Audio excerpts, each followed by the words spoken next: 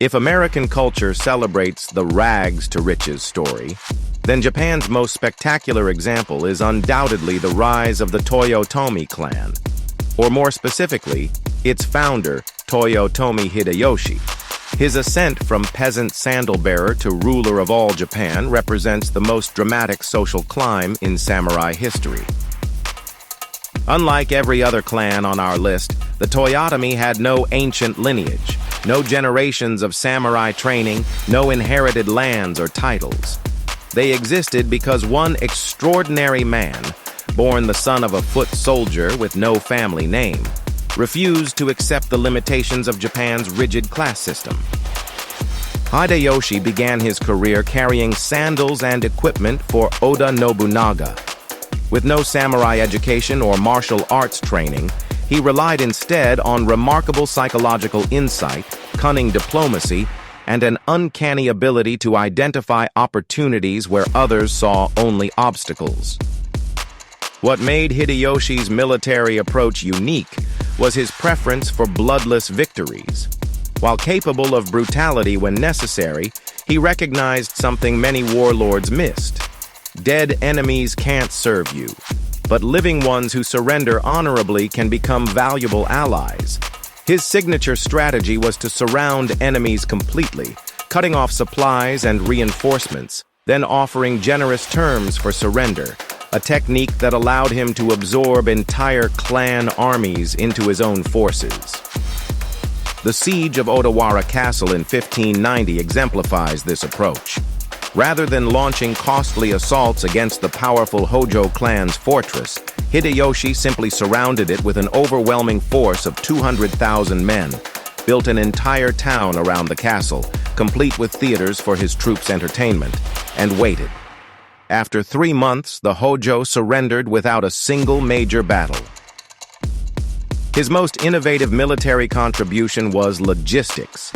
Hideyoshi could assemble, supply, and move armies of over 200,000 men, forces several times larger than any previous Japanese military campaign.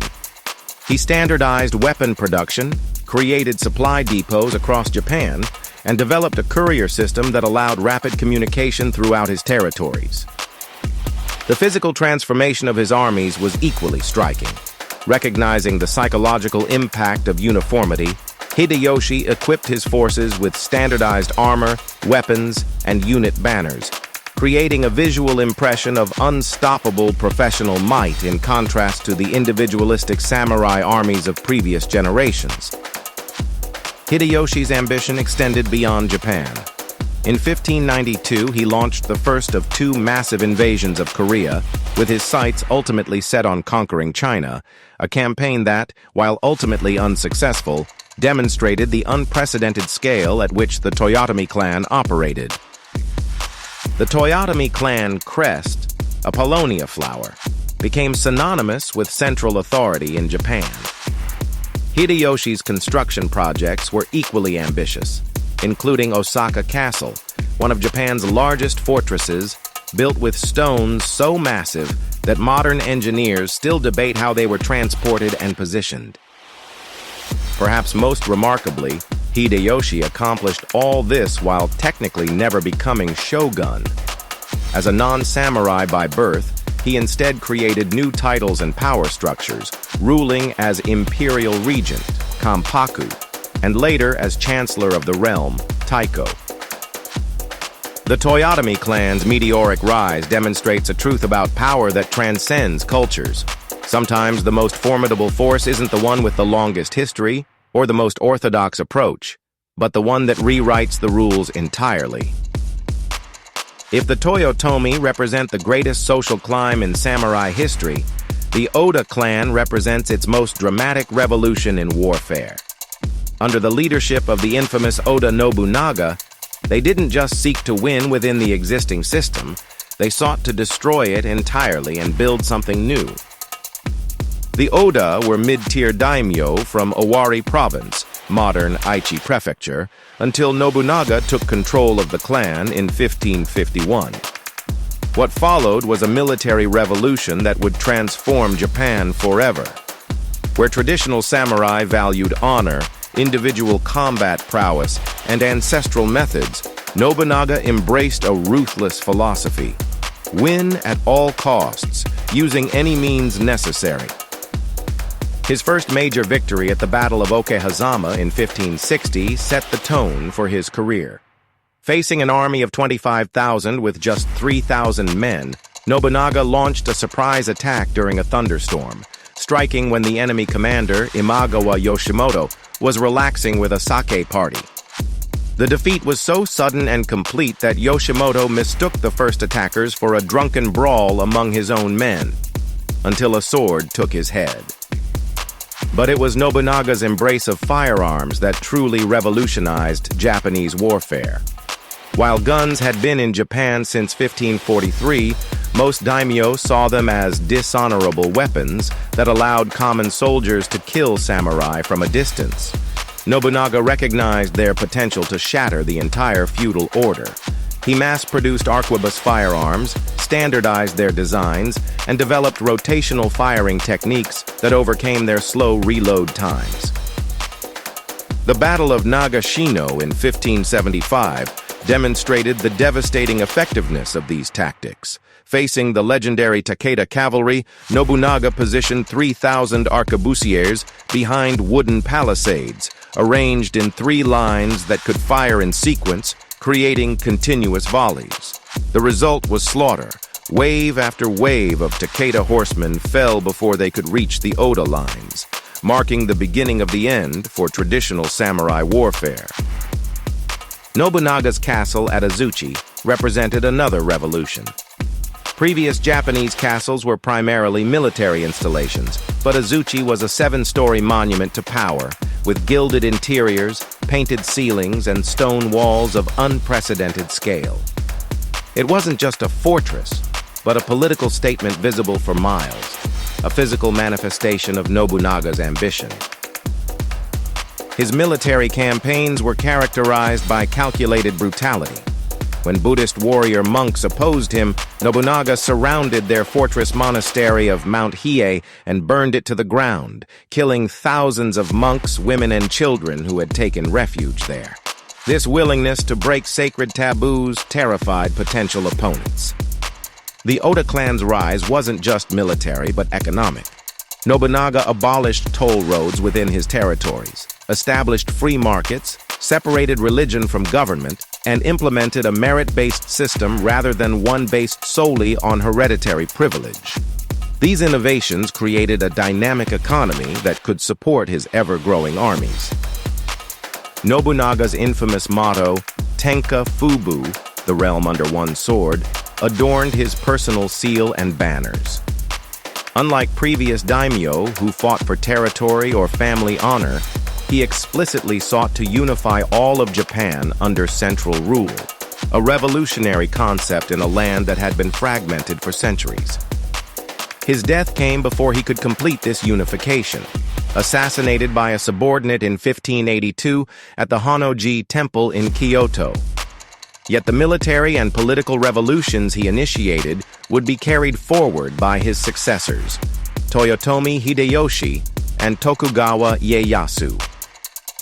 The Oda legacy demonstrates how a single visionary leader can overturn centuries of tradition through strategic innovation.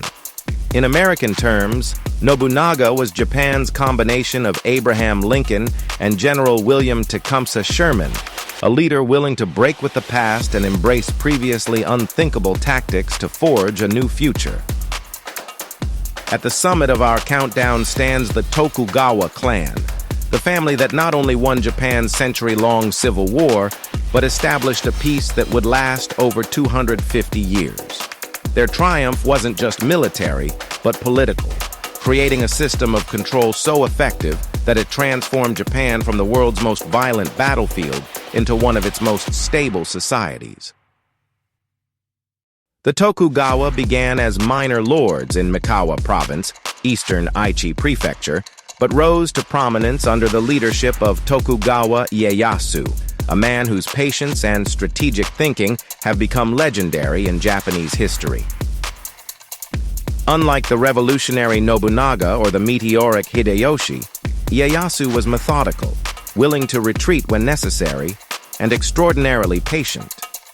A famous Japanese saying captures his approach. Nobunaga pounds the national rice cake. Hideyoshi kneads it, and in the end, Ieyasu sits down and eats it. This patience was evident throughout his career. After Nobunaga's assassination in 1582, many daimyo immediately sought to claim supreme power. Ieyasu instead consolidated his existing territories, strengthened his alliances, and watched as potential rivals exhausted themselves against each other. While Hideyoshi managed to unify Japan, his death in 1598 left only a young heir and a council of regents. The power vacuum triggered another round of conflict, culminating in the Battle of Sekigahara in 1600, the largest and most decisive samurai battle in history. At Sekigahara, Ieyasu demonstrated the political manipulation that made the Tokugawa truly fearsome. Through a network of spies, promises, and secret communications, he convinced several key daimyo to either switch sides during the battle or remain neutral. When the fighting began, these defections unraveled the Western Army's position, leading to a Tokugawa victory that essentially decided Japan's fate for the next 2.5 centuries.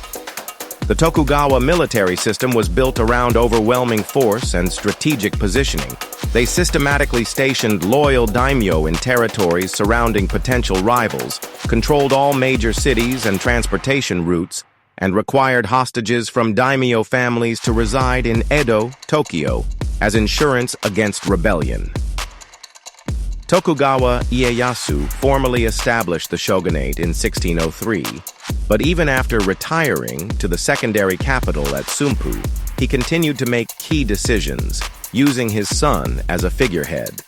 This calculated approach to power, ruling from the shadows while maintaining the appearance of proper succession, became a Tokugawa trademark. The clan's final major military test came at the Siege of Osaka in 1614-15. The last remnants of Toyotomi resistance had gathered around Hideyoshi's son, Hideyori, in Osaka Castle. The Tokugawa response was methodical. First, a winter campaign that ended with a negotiated peace requiring the Toyotomi to fill their defensive moats. Then a summer campaign that brought overwhelming firepower against the now vulnerable fortress. The result was total Tokugawa victory and the extinction of the Toyotomi line. What followed was the most remarkable achievement of the Tokugawa, the transformation of a warrior society into a peaceful administrative state.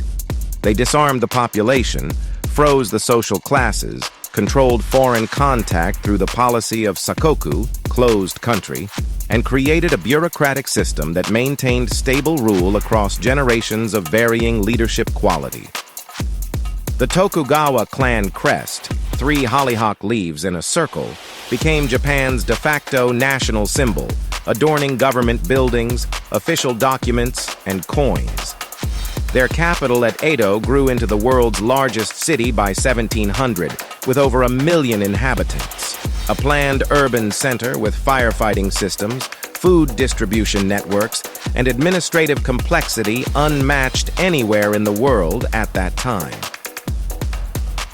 Perhaps most tellingly, when American Commodore Perry forced Japan open to foreign trade in 1853, he wasn't facing an active samurai army, but the administrative descendants of one, a tribute to how completely the Tokugawa had transformed Japanese society from war to peace. The Tokugawa achievement represents the ultimate evolution of samurai power, from battlefield prowess to systematic governance. They didn't just win the war, they made war obsolete, at least until the modern era brought new conflicts and challenges to Japan's shores. The 10 clans we've explored today represent more than just Japan's military history. They embody different approaches to the fundamental questions of power, leadership, and social organization that all civilizations must answer. The Sonata showed how intelligence could overcome numerical disadvantage. The Hojo demonstrated the power of defensive innovation. The Mori proved the strategic value of controlling waterways. The date illustrated how bold leadership and cultural openness could transform a frontier domain. The Shimazu revealed the advantages of geographical isolation and tactical adaptation. The Uesugi balanced spiritual devotion with battlefield pragmatism. The Takeda revolutionized cavalry warfare before falling to technological change. The Toyotomi achieved history's most spectacular social rise. The Oda embraced revolutionary change at any cost. And the Tokugawa ultimately transformed a warrior society into one of history's most stable administrative states. Together, these clans shaped not just Japan, but our understanding of what military and political power can achieve, and what it costs. Their castles, tactics, and leadership philosophies continue to influence military and business thinking worldwide. Modern Japan bears the imprint of all these approaches. The innovative spirit of the Oda, the meritocratic ideals of the Toyotomi, the administrative thoroughness of the Tokugawa, the defensive mindset of the Hojo, and the commercial acumen of the Mori. While the age of samurai warfare has long passed, these clans' legacies continue in Japan's corporate structures, social relationships, and national character. The daimyo may have traded their swords for business suits, but the strategic thinking that allowed these families to survive and thrive through centuries of conflict remains embedded in Japanese culture. As we reflect on these fearsome clans, perhaps the most remarkable aspect is not their military prowess, but their adaptability. Their ability to transform themselves as circumstances changed, from battlefield warriors to political players to peacetime administrators. In a world of accelerating change, that lesson of adaptability may be the most valuable inheritance these samurai clans have left us. Thank you for watching this exploration of Japan's most fearsome samurai clans. If you enjoyed this journey through Japanese history, please like this video, subscribe to our channel, and hit the notification bell to stay updated on our future content about Japan's fascinating historical and cultural legacy. Until next time,